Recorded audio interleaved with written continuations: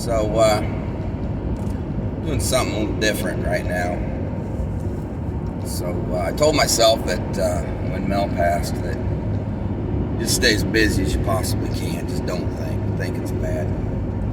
And that wasn't the right answer. Not at all. I haven't given myself a chance to truly just break down and grieve. I haven't given myself a chance to try and learn to cope somehow, some way, maybe in the years to come, maybe to heal a little bit. But it's just, and the last couple of weeks have been really, really rough on me. Been having a lot of problems, and it's just not been good. So I called up my wonderful bosses, Brad and Stu, and I said, guys, I'm losing it. I'm starting to kind of lose my crap a little bit. I need some time off. And so they gave me all the time that I want. So here's the deal. It's Friday morning, Friday the 14th of July. Sean's all packed. I'm heading to the Rockies. So the Flatland Fanatics going to the Highland. I think there's healing there. And something happened, and I'll tell you that story in another video. But for a couple reasons, I think, and one big unknown reason, I'm being drawn out there. I'm being pulled out to Colorado, and so I'm going. Leaving now. Friday, I'll be back the following Friday. We're gonna, a buddy of mine and I are gonna camp for a little bit in and around Leadville, Colorado, just kind of southwest of Leadville, Colorado, and hopefully it's a chance to talk to God a little bit, talk to Mel a little more in depth, and maybe a chance to just kind of start learning how to deal with it, And it's been 3.5 months, and I don't think I'm any better. And it's funny, you spend 34 years, 27 of them married to the same wonderful, beautiful lady, and when she's gone, it's hard to handle, So I'm going to videotape my experiences out here, and not for clicks, not for subs. I don't care about that nonsense. I'm just hoping that maybe there's some, if there's some other guy out there that's kind of going through the same thing, maybe, I don't know, maybe in some small way he can see these and he take something from it, learn lessons that I had to learn the hard way, just, I don't know, just help to kind of figure stuff out a little bit. So, on a lighter note, I guess, everything's all packed. I'm going to be doing a new build-out video. I've changed a lot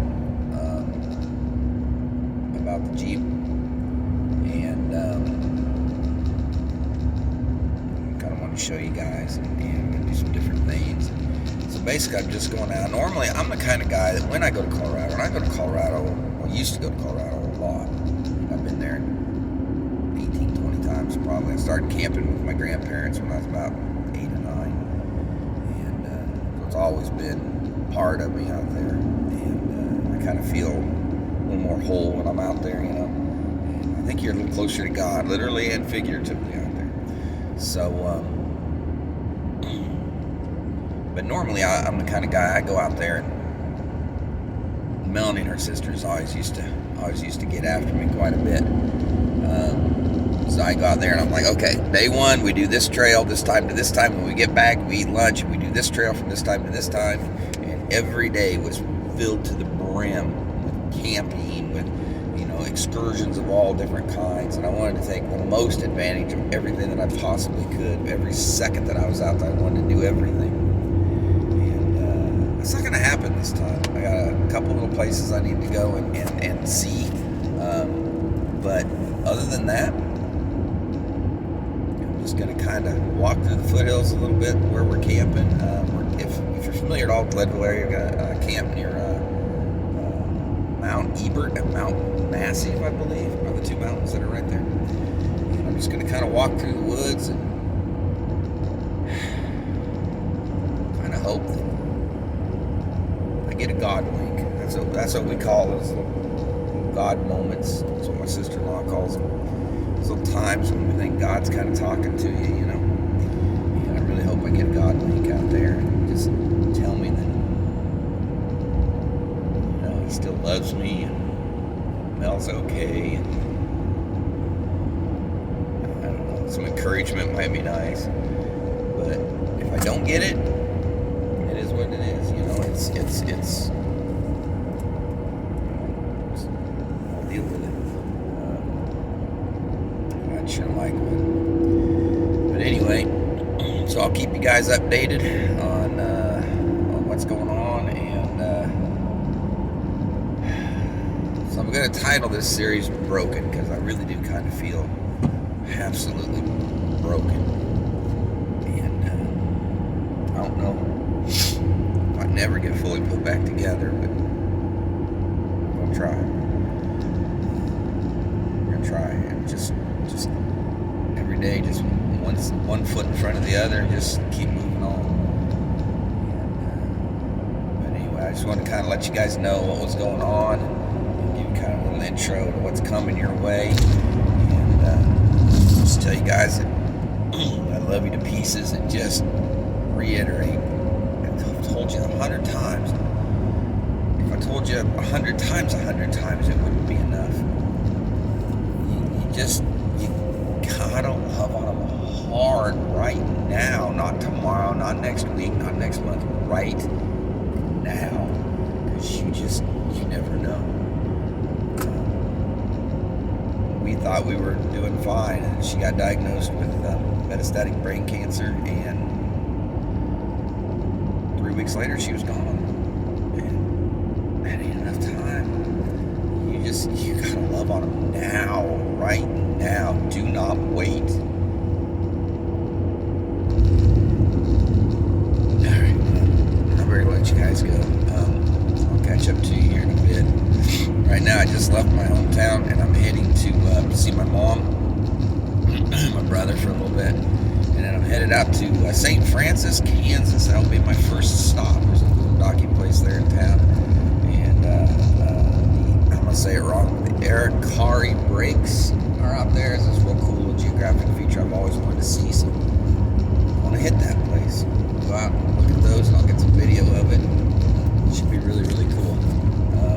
Anyway, I'll keep you posted. Love each and every one of you to pieces. Just absolutely adore all of you.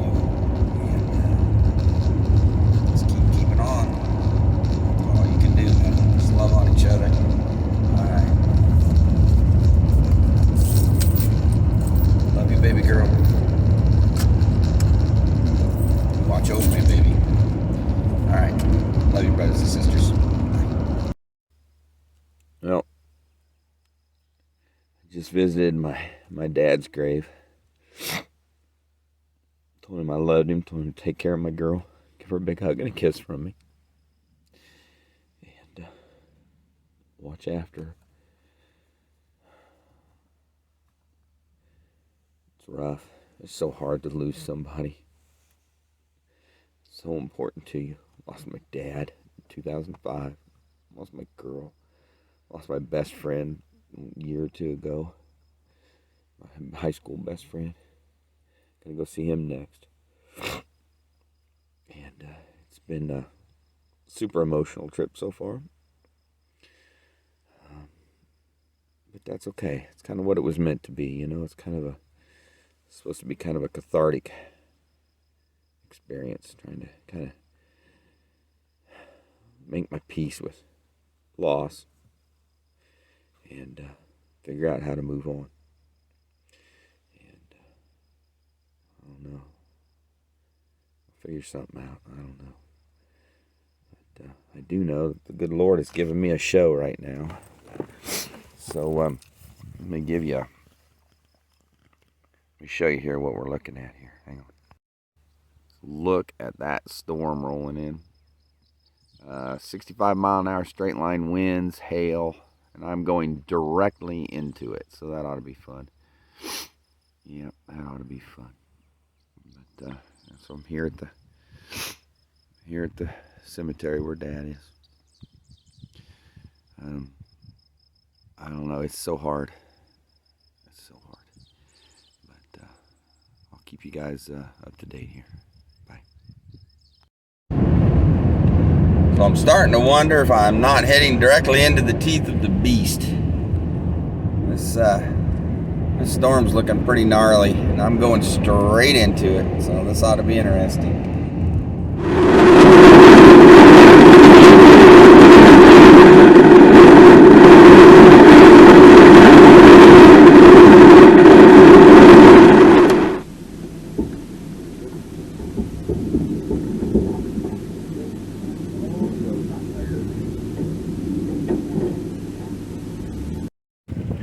Well, that was interesting. About 65-mile-an-hour straight line winds, pouring rain.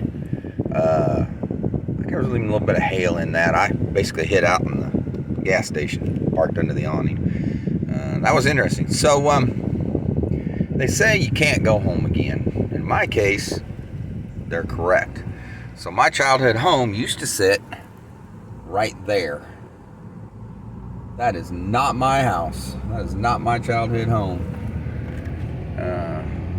The house I grew up in was torn down 5, 6, 7 years ago or so, and it stinks, but it is what it is. Wow, so this little bitty town, when I left this town, there were 136 people in this town. That's a village, that isn't a town. And so it's kind of crazy. When I left, there was only one paved street. Now, as far as I can tell, they're all paved. Kind of crazy. So my old high school is right up here. We're going to drive up here and kind of take a look at it here and see what's up. Middle school and high school, I guess I should say. So I went to an incorporated school district. So the elementary school was in the neighboring town, and the middle school, junior high, if you will, and the high school were in my hometown. So looks pretty much the same. The high school's got a big old auditorium kind of add-on addition that they did. So there's the high school right over there. There's the junior high over there. There's the track and the football field where I poorly ran track. But yeah, wow. It's kind of odd to come back home, come back to where you grew up. It's kind of odd, and it's so surreal. I haven't been in this town for, oh my gosh, a long time. We came through on the bikes with some of my classmates maybe 8, 9 years ago or so, but just kind of blasted through. We didn't really spend much time here, so yeah, it's something else. Something else. There's an old town. There's an old rock, old limestone house just outside of town. My buddies and I used to go sneak into it. It was all abandoned and everything. It was kind of creepy, and we used to go into it. Now it's like some kind of business or something. So I gotta go back and I gotta get some pictures of it to send to my buddy. He was actually just last night, for whatever reason, just last night, he sent me a text and was telling me, or reminding me, I guess, telling the story of when we went there and we went upstairs and did all that kind of stuff. And yeah, it was so ironic that he should bring that up, and then the very next day, here I am. So, Striffler, I'm gonna send you some pictures of that house, and it's gonna be interesting. All right, freaks. Well, they say you can't go home again, and I guess sometimes they're right. Alright, freaks, so I guess when you're doing this kind of thing, you're boondocking, van life, and whatever, you definitely need to be able to roll with the punches.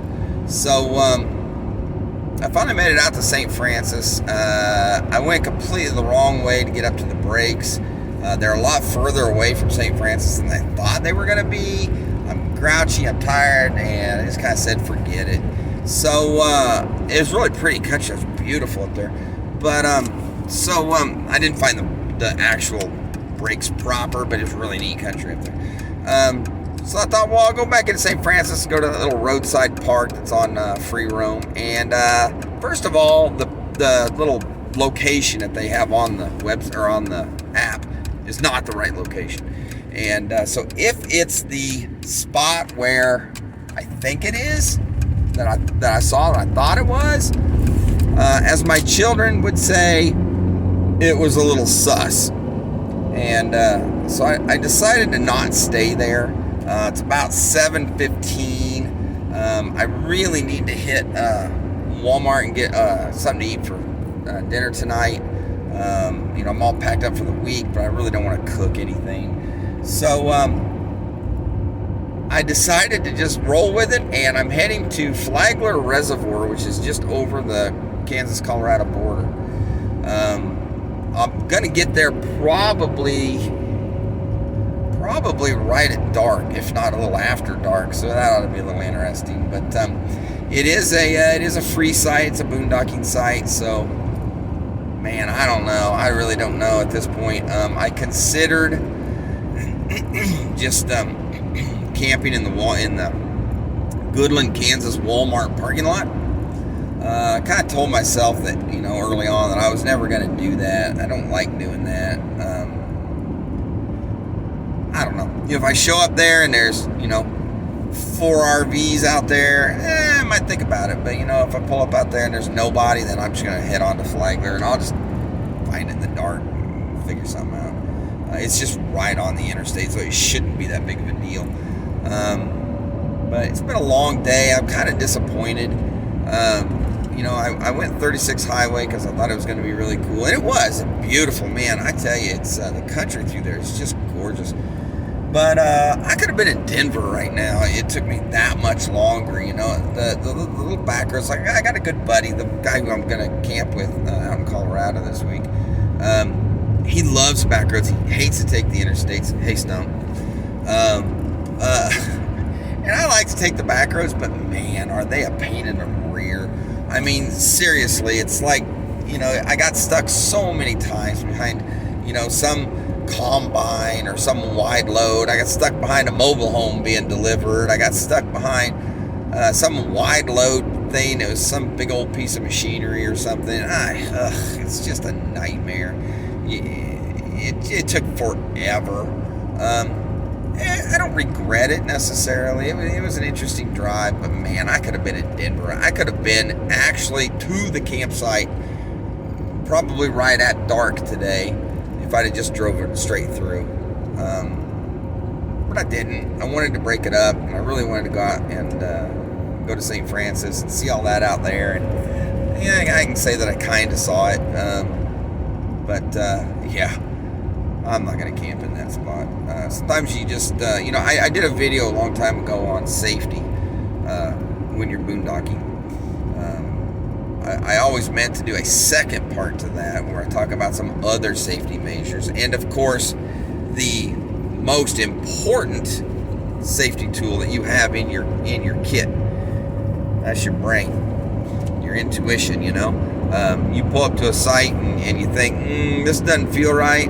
If it don't feel right, get out of there. And it didn't really feel right there. So I'm okay with it. It's a little disappointing, but I'm tired. But what's another couple hours drive? It's not a big deal. And it just takes that much off tomorrow's trip. So that tomorrow's trip is just going to be a lot shorter. But anyway, so that's kind of where we stand.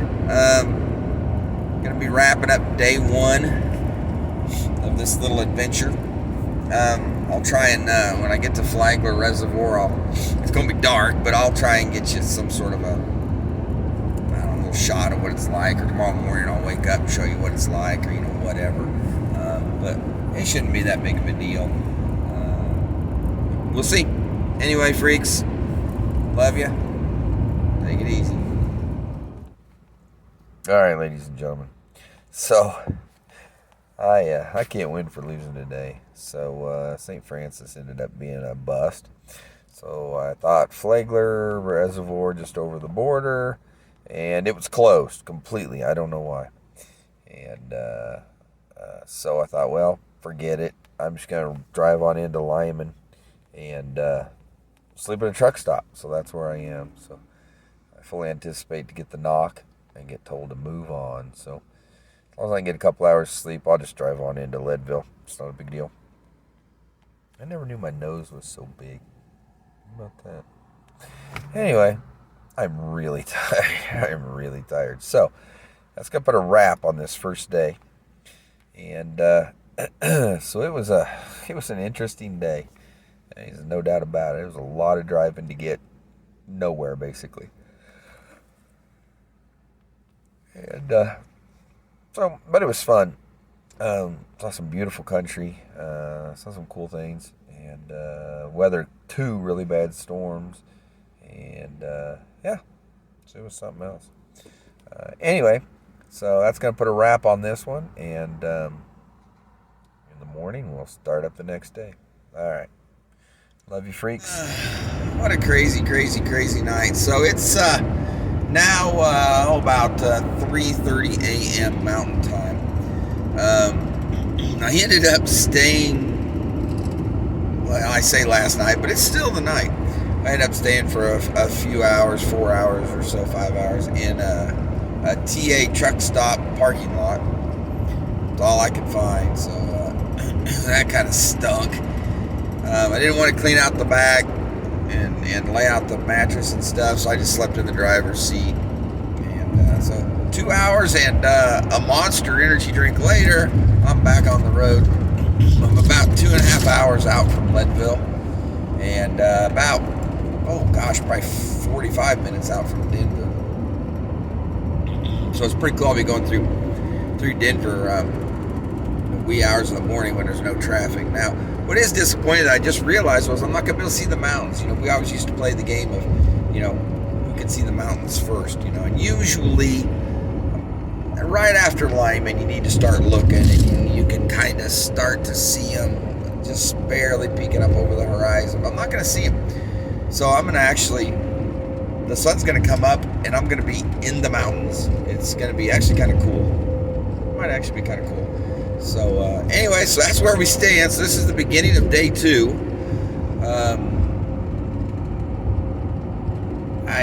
I don't know. It's gonna be something else. I've never been to this site where we're going. This is actually on BLM land, which is Bureau of Land Management.